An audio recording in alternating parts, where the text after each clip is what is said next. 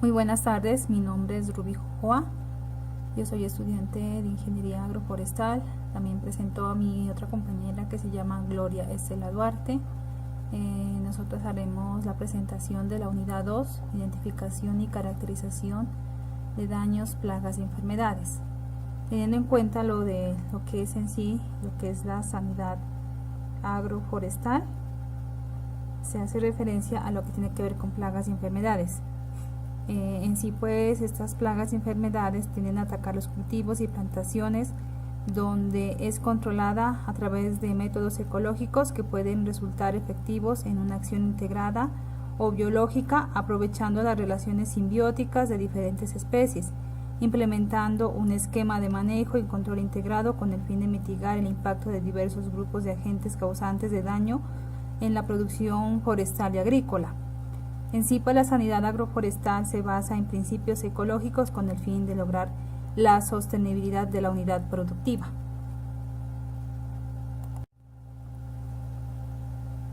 Teniendo en cuenta sobre la unidad 2, lo que tiene que ver con plagas y enfermedades, también sabemos que la naturaleza está formada con un equilibrio prodigioso e insuperable. Las especies y sus poblaciones se controlan entre ellas mismas, de tal manera que no superan un número desproporcionado de individuos dentro de la especie. Sin embargo, diferentes factores como la intervención del hombre y el cambio climático han roto el equilibrio, alterando los ecosistemas y hábitats naturales, perjudicando los niveles de poblaciones, haciendo que unos aumenten y otros disminuyan notoriamente.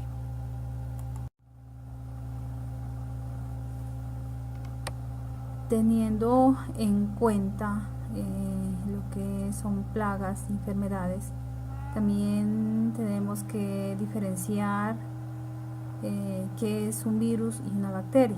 Por ejemplo, los virus son pequeñas cápsulas de material genético y necesitan de un huésped, por ejemplo, una planta o animal, para multiplicarse. Un virus es como una entidad acelular, submicroscópica, parásito obligado, construida por una proteína y ácido ribonucleico o ácido deoxirribonucleico, capaz de multiplicarse en su hospedero a expensas de las energías que éste produce, ocasionando sobre él el efecto que se hace evidente por la aparición de diversos síntomas. En cambio, las bacterias son los organismos más abundantes del planeta. Las bacterias son microorganismos unicelulares formados por una célula y que se pueden hallar hasta 1.000 millones de ellos por un gramo de suelo. Las bacterias son muy, pero muy pequeñas, por ello pueden estar en contacto directo con la materia orgánica y las partículas del suelo. Ellas intervienen en la descomposición de azúcares, proteínas, grasas y demás moléculas que componen los residuos vegetales y animales, incluidos nosotros mismos. En esta forma, las bacterias movilizan elementos como carbono, fósforo, agua, azufre y nitrógeno, entre otros. ¿Qué es una plaga y cómo se manifiesta? Se considera plaga a cualquier animal que produzca daños, típicamente a los cultivos. Según Pérez, la plaga se manifiesta cuando hace un daño a cualquiera de las estructuras de una planta, causando reducción en su funcionamiento normal y por ende pérdida de su producción. También es importante saber por qué aparecen las plagas.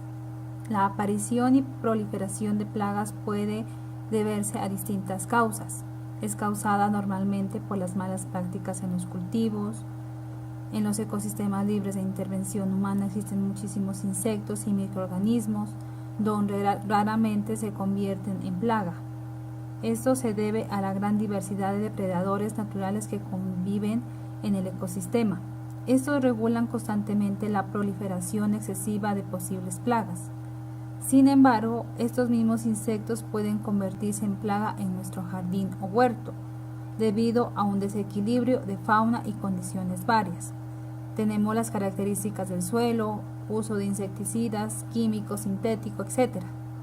El uso de productos químicos sintéticos está pensado para aumentar el rendimiento y la productividad a corto plazo de un cultivo o eliminar rápidamente una plaga, sin tener en cuenta los aspectos relacionados con el equilibrio ecológico o la salud ambiental y los seres vivos.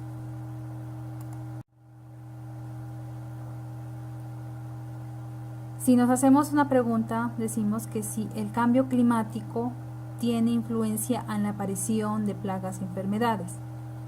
Como sabemos que los países invierten grandes cantidades de dinero para erradicar y combatir las enfermedades y las plagas de los animales y las plantas, el cambio climático está creando condiciones favorables para que se produzcan plagas y enfermedades de las plantas y los animales en nuevas regiones, y también están transformando sus vías de transmisión. Si bien es evidente que el cambio climático está modificando la distribución de las plagas y las enfermedades de los animales y las plantas, es difícil prever todos los efectos de este cambio. La modificación de las temperaturas, la humedad y los gases de la atmósfera pueden propiciar el crecimiento y la capacidad con que se generan las plantas, los hongos y los insectos, alterando la interacción entre las plagas, sus enemigos naturales y sus huéspedes. Aquí hago la presentación de la ficha de caracterización de agentes benéficos y dañinos. Tenemos el agente benéfico, como es el insecto, y sus características. Tenemos el insecto que se llama vaquita de San José. Una de sus características que es un insecto pequeño, mide alrededor de 10 milímetros y presenta las alas duras de color rojizo brillante. Su cabeza es negra con dos manchas claras circulares. Los huevos son colocados en grupos compactos, generalmente cerca de las colonias de pulgones. Es una de las destructoras de pulgones más eficaces, ya que el régimen alimentario de los adultos exigen una dieta diaria de una gran cantidad de pulgones, entre 40 y 80. Las larvas son igualmente voraces. Ayudan en la producción agroforestal, controlando la población de plagas. Y en la parte de insectos dañinos tenemos como es la araña roja, también conocido como ácaro rojo. Este es un adulto de tamaño de 0.5 milímetros. Los machos son de forma aperada con largas patas, mientras que las hembras son más esféricas. La coloración es variable, rojo anaranjado la hembra o amarillento macho, dependiendo del sexo. Ambos con los ojos rojos, presentan dos manchas dorsales laterales oscuras en el interior del cuerpo, que se observan mejor en los individuos de color claro. Los síntomas y daños que causan en las plantas. Las hojas se vuelven de color, la decoloración a causa de una picadura que acaban desecando la zona afectada, ataques intensos que pueden llegar a provocar que la planta pierda las hojas de forma prematura, sobre todo si sopla viento seco. En el fruto, en la zona afectada aparecen manchas oscuras adquiriendo un aspecto como sucio. A simple vista se observa como pequeños puntos rojizos localizados en vez de la hoja, formando colonias protegidas por hilos de seda. Teniendo en cuenta la ficha de caracterización, tenemos como son las aves. Tenemos el agente dañino.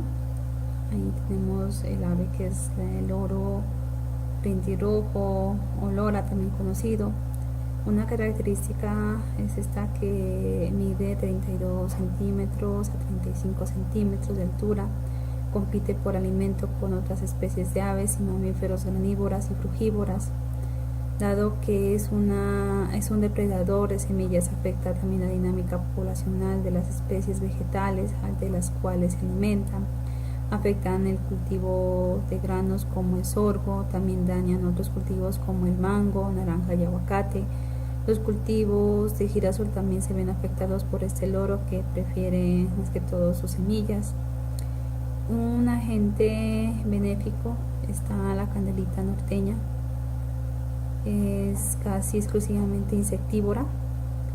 pero consume bayas o semillas durante el otoño cuando disminuye la abundancia de insectos. Se alimenta principalmente de dípteros, avispas, escarabajos y larvas de polilla. En las áreas invernales mantienen sus hábitos alimenticios consumiendo principalmente insectos. La coloración naranja de su plumaje está directamente relacionado con la adquisición de carotenoides en sus alimentos. Comen plagas dañinas tanto para la agricultura como para la salud humana.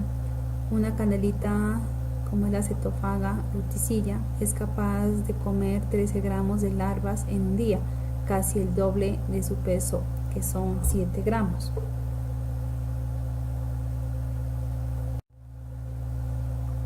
También tenemos lo que es el agente dañino. En la parte de lo que son mamíferos se encuentra lo que es la ardilla común. Sus características están adaptadas para vivir en zonas boscosas y selváticas, bosques ribereños, montaños y submontaños, siempre verdes, con vegetación baja, media y alta, donde existan abundantes lianas y bromelias. Se refugia de noche en nidos que construyen con ramitas y hojas secas en los árboles. Su hábitat es arborícolas, diurnas y solitarias. Se alimentan de frutos, semillas, yemas, cortezas de árboles, hongos y ocasionalmente huevos, pichones y pichones de aves. En las plantaciones de cacao y coco se les considera una plaga, ya que causan daño considerables en los frutos. Su ataque se presenta en follaje y frutos. También tenemos los agentes benéficos, como son los murciélagos o quirópteros, o también las zarigüeyas. Estos mamíferos son controladores biológicos en cultivos, ya que su dieta se basa en insectos, reptiles, y en el caso de las zarigüeyas, dentro de su dieta están algunas aves. También tenemos otro agente dañino, como son los hongos. Ahí tenemos lo que es en sí un hongo llamado botrytis, que más que todo se da un ejemplo en la fresa. Una de las características en sí que afecta principalmente es a la fresa, al tomate, la lechuga, vid, pepino y berenjena. Su descripción y síntoma: este hongo causa podreduras grises y el tejido de la planta aparece como si estuviera podrido. Muy habitual a ver si dejamos las fresas durante un tiempo en nuestra casa. Las condiciones de propagación: el género Botrytis necesita humedad alta, poca ventilación y temperaturas suaves para propagarse. También tenemos otro hongo benéfico llamado el Trichoderma. Este es un hongo que se encuentra de manera natural en un número importante de suelos agrícolas y otros tipos de medios. Pertenece a la subdivisión Deuteromycetes, la cual se caracteriza no por no poseer o no presentar un estado sexual determinado. De este microorganismo existen más de 30 especies, todas con efecto benéfico para la agricultura y otras ramas. Las especies más utilizadas en la agricultura es Trichoderma harzianum. El hongo Trichoderma se encuentra ampliamente distribuido en el mundo y se presenta en diferentes zonas de hábitat, especialmente aquellos que contienen materia orgánica o desechos vegetales en descomposición, así como en residuos de cultivo, especialmente aquellos que son atacados por hongos. Su desarrollo se ve favorecido por la presencia de altas densidades de raíces, las cuales son colonizadas rápidamente por estos microorganismos. También tenemos otro agente benéfico, como son las bacterias. Se denomina como PGPR a un conjunto de bacterias que habitan en la rizósfera de las plantas y que producen en ellas todo tipo de beneficios, potencian su crecimiento mejorando la disponibilidad o la absorción de minerales y otro tipo de compuestos, nitratos, fósforos, etc. Además protegen a plantas y cultivos contra posibles agentes patógenos y combaten la contaminación de los suelos, ya sea por contaminantes de tipo orgánico o inorgánico.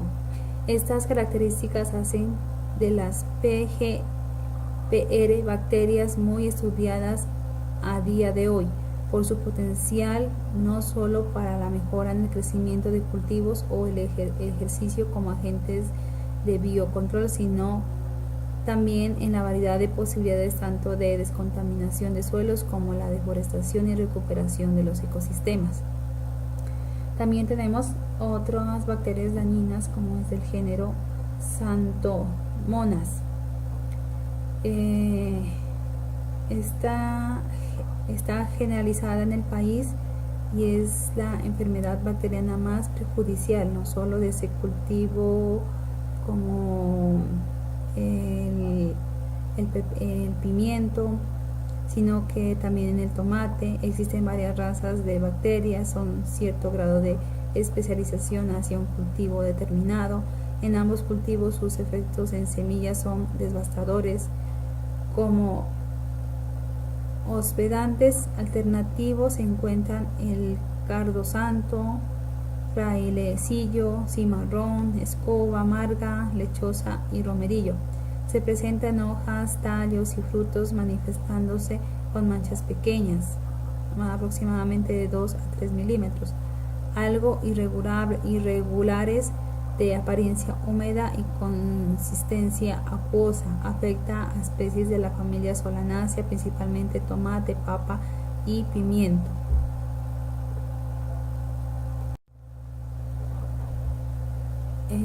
Que también hay casos de virus que son benéficos para su huésped porque son capaces de matar a sus competidores. Otros casos de virus buenos son los que pueden ayudar a sus huéspedes a adaptarse a condiciones extremas, lo que les permite sobrevivir en estos casos. Sí, algunos virus de planta pueden conferirle una mayor tolerancia al frío.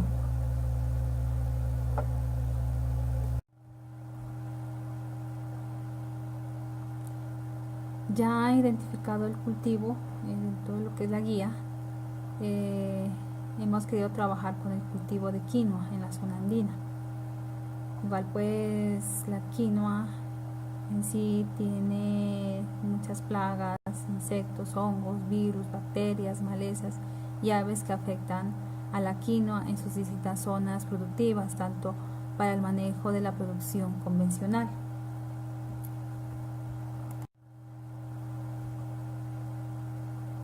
El presente trabajo contiene las principales afectaciones en el cultivo de quinoa, en donde se recopiló información de las principales plagas insectiles, hongos, virus, bacterias y aves en sus distintas zonas productivas, tanto para el manejo de la producción convencional como la orgánica. Se detallan los principales comportamientos y daños causados, se mencionan las condiciones favorables, se indica la época en que aparecen las principales fuentes de infestación, además de estrategias de control para cada plaga, tanto para evitar su presencia, así también como el manejo cuando la plaga ya está presente en el cultivo. Entre las plagas de insectos tenemos el gusano trozador. Este gusano es un lepidóptero y tiene una metamorfosis completa. Su comportamiento y daños es, las larvas son de actividad crepuscular y nocturna. Sus primeros instares se alimentan de las hojas inferiores de la planta de quinoa. Las larvas más desarrolladas van cortando las plantas por la base. Durante el día permanecen refugiadas en el suelo. Vamos a ver unas estrategias de control. Para evitar la presencia de la plaga, pues es necesario un riego de machaco o de presiembra, labranzas profundas, mantener el campo libre de malezas, rotación de cultivos y utilizar trampas de melaza para detectar las primeras infestaciones.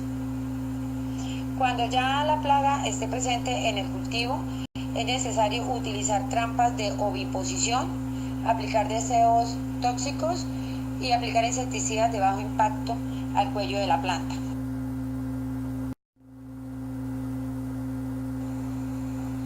Gusano cogollero y su nombre científico Copitarsia spp. Comportamiento y daño. Al emerger las larvas se alimentan de las hojas realizando comeduras irregulares. En la etapa de panojamiento suben a la panoja para alimentarse de las flores y los granos en proceso de formación.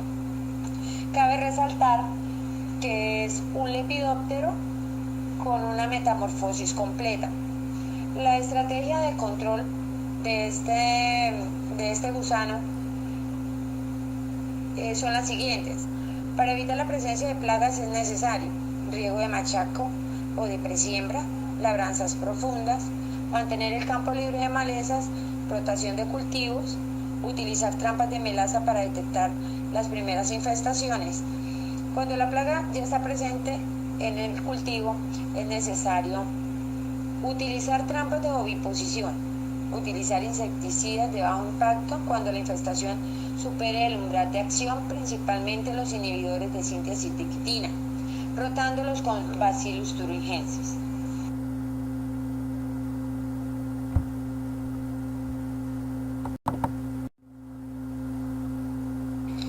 Ahora vamos a ver las enfermedades causadas por hongos. Manchas foliares. Su nombre científico, Cercospora sp. Síntomas. Los síntomas iniciales son manchas necróticas en las hojas de forma más o menos circular a irregular. Cuando los ataques son severos se produce una intensa defoliación y por lo tanto se reduce la capacidad fotosintética. Y si la panoja está en formación, afecta la calidad de los granos. Tenemos también la Peronospora variabilis. Su nombre científico, Mildew de la quina.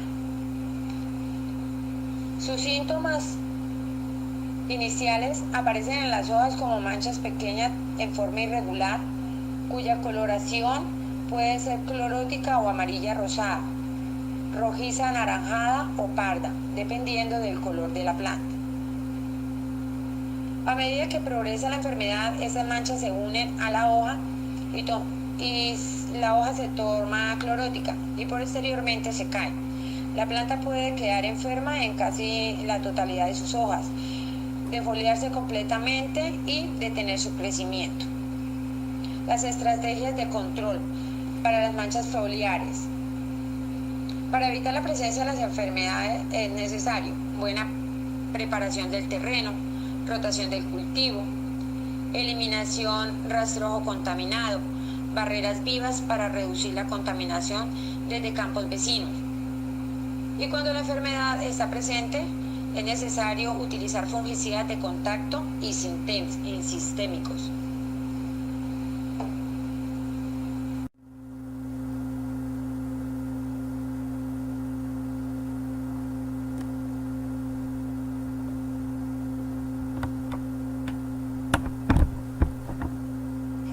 Tenemos también ojo de gallo y su nombre científico Phasalobra dubia.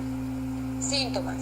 Los síntomas iniciales se presentan en las hojas inferiores a manera de pequeñas lesiones de color marrón claro, aumentando de tamaño a medida que crece la infección. Las porciones externas de la lesión son de color marrón o rojizas, según el color de la planta. Posteriormente se desprenden dando lugar a perforaciones. Estrategias de control. Buena preparación del terreno, eliminación de rastrojos de cosecha, rotación de cultivos durante 2 a 3 años con cualquier otro cultivo que no pertenezca a la familia Amarantaceae. Cuando la enfermedad ya está presente es necesario la aplicación de Benomil, la aparición de los primeros síntomas en la dosis de 0,8 kilogramos por hectárea cada 21 días hasta la floración. Se puede rotar con clorotalonil, difenoconazol o tiabendazol.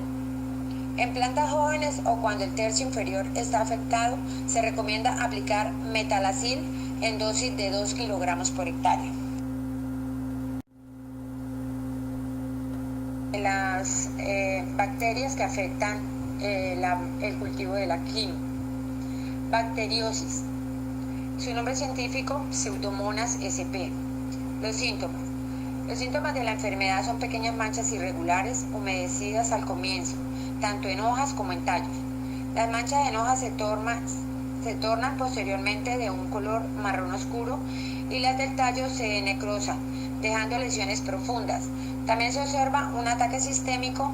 En tal caso, todo el tallo toma un aspecto vítreo y una consistencia fofa, y las hojas presentan necrosis apical. Las estrategias de control. Esta es una enfermedad de incidencia ocasional, debido a que no forma una estructura de sobrevivencia y la radiación en la zona andina es elevada. Podemos asumir que la persistencia en campo de la bacteria es baja. Para evitar la presencia de la enfermedad es necesario buena preparación del terreno, rotación de cultivos y no usar semilla de campos contaminados.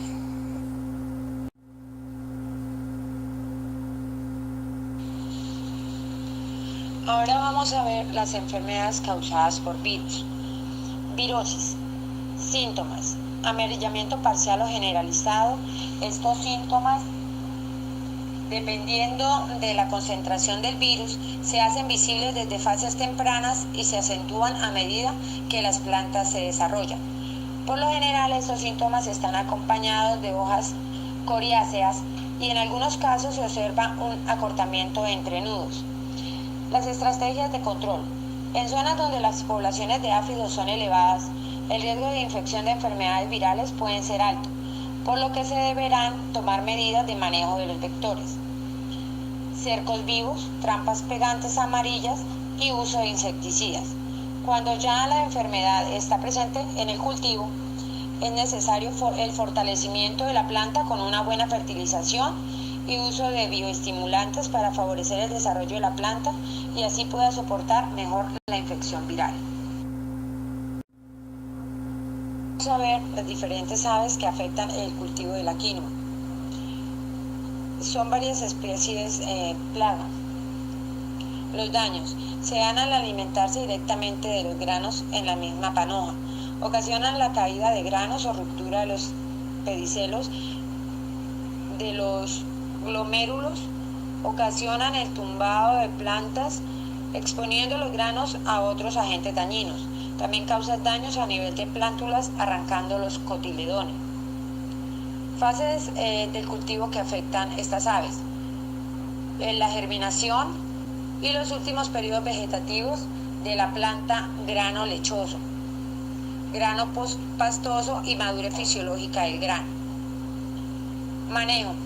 Alternativamente se dispone de métodos de exclusión de las parcelas, enmallado y varios métodos de ahuyentamiento, como el uso de aparatos de sonido y ultrasonido, bandas de plástico brillante, cinta vibradora antipájaro, entre otros.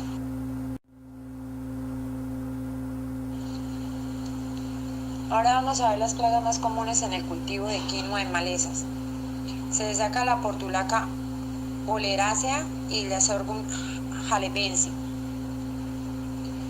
Los daños que causan. Las malezas son dañinas, pues estas no solo compiten con el cultivo por agua, nutrientes, espacio e iluminación, sino también son fuente de refugio para muchos de los fitófagos plaga que infestan la quinoa, además de generar un microclima favorable para el desarrollo de los patógenos. Se clasifican en malezas de hoja ancha y malezas de hoja angosta. Etapas en las que aparecen. El periodo crítico de la presencia de las malezas ocurre durante el establecimiento del cultivo, es decir, desde la emergencia hasta el aporte. Fuentes de diseminación. Debido a que los campos de quinoa son principalmente regados por gravedad y bajo secano, el agua de riego, las lluvias y los vientos son la principal fuente de diseminación. Áreas instaladas con riego tecnificado también pueden ser afectados por malezas, pero en menor proporción y con un manejo mucho más sencillo de las malezas. En estos últimos campos, las fuentes de materia orgánica, maquinaria, aves y viento son los principales medios de diseminación.